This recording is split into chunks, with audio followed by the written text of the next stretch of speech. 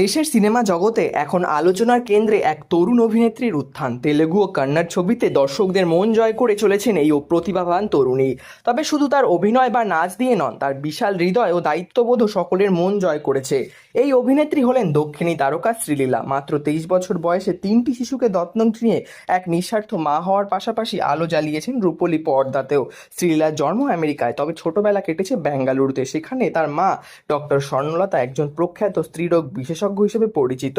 পড়াশোনার তুখোড় ছাত্রী শ্রীলীলা ডাক্তারি পড়ার পাশাপাশি গড়ে তুলেছেন নিজের অভিনয় জীবন। 2023 সালে তিনি MBBS সম্পূর্ণ করেন। এরই মাঝে 2019 সালে কন্নড় ছবি কিস দিয়ে চলচ্চিত্রে পা রাখেন। এরপর আরও দুটো ছবিতে অভিনয়ের প্রতিটি ছবিতে তিনি নিজের দক্ষতা ছাপ রেখে চলেছেন।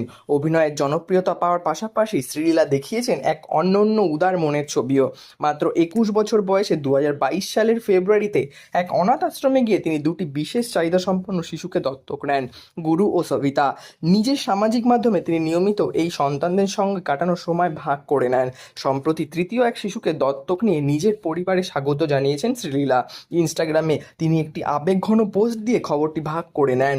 এই 3 সন্তানের প্রতি তার ভালোবাসা ও যত্ন তাকে শুধু পর্দার তারকা নয়, বাস্তব জীবনেও নায়িকা করে তুলেছে। অভিনয়ের পাশাপাশি শ্রীলীলার নাচের পারদর্শিতা তাকে আলাদা করে চিনিয়ে দেয়। এরকমই নিত্য নতুন আপডেটের জন্য আমাদের চ্যানেলটি সাবস্ক্রাইব করে আমাদের পাশে থাকুন। ধন্যবাদ।